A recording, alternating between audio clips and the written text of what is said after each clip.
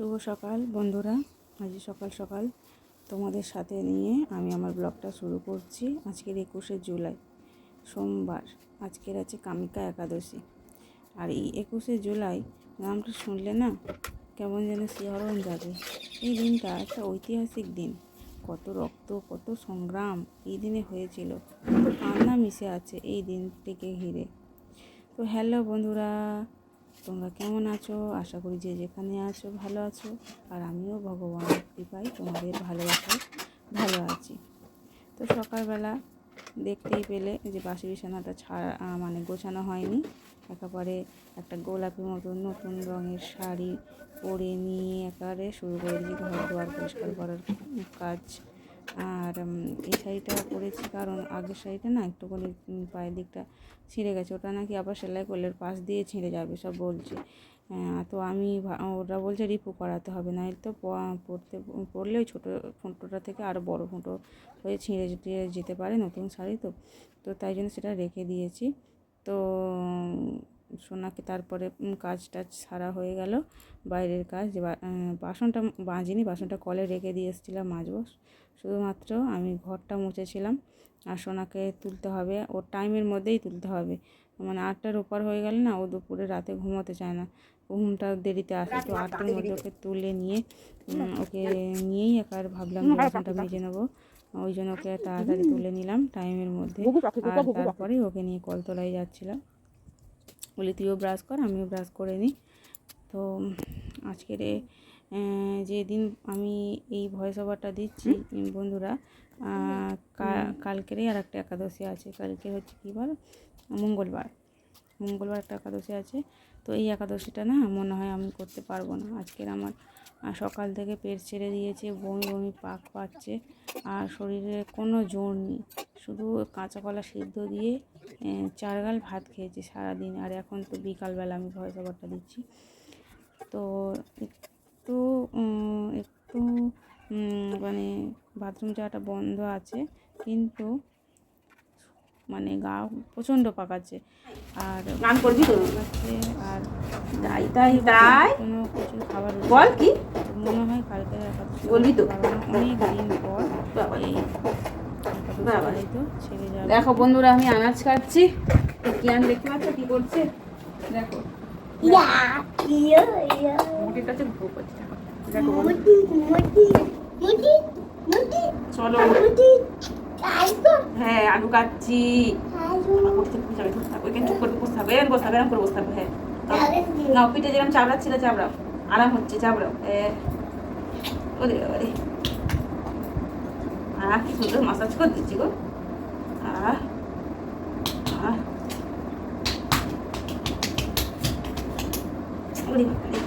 খুব আরাম হচ্ছে গো, খুব আরাম হচ্ছে।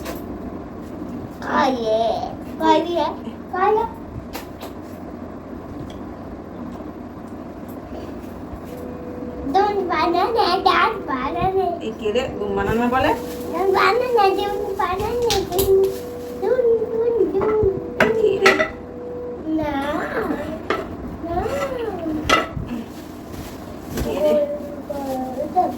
মাম্মিকা রুটি গোল গোল ছেড়েছিলাম, কিন্তু বের পর থেকে গোল গোল মাম্মিকা রুটি গোল গোল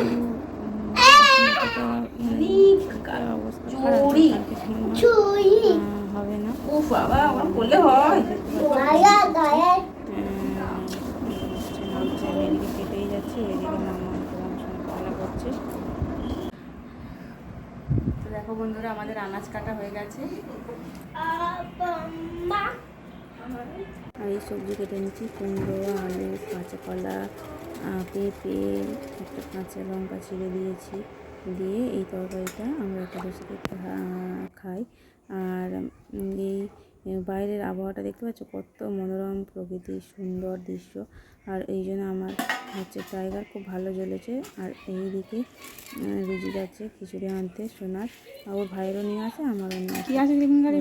একটু দূরে তো, তাই আমি ফোন করে উঠতে পারি না, তো ওই নিয়ে যায়। আর কী বলো তো, আমার এই রান্নাটা এখানে খুব তাড়াতাড়ি হয়ে গেছিলো, যেহেতু জ্বলেছে ভালো। আগুন এখানে সূর্যের আগুন দিলে জলে ভালো।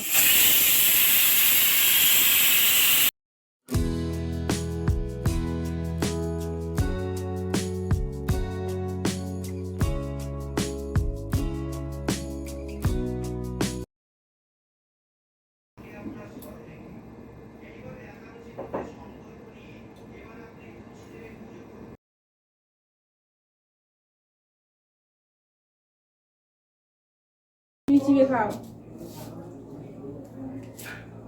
গালটা নাড়ো।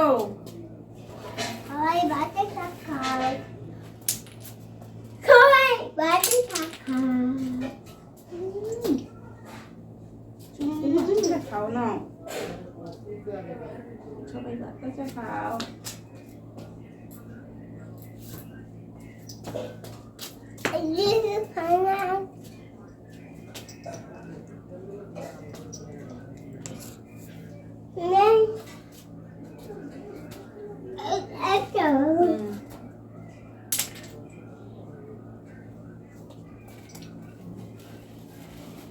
সবাই বাতে শাক, সবাই নিয়ে নেবো আমি। আমাকে আগে এই ভাত না চটকি একদম পাতলা করে মজলে করে খাওয়াতাম, কিন্তু এখন আর কোনো সমস্যা হয় না, এখন ওকে হাতে মেখেই খাওয়া হয়।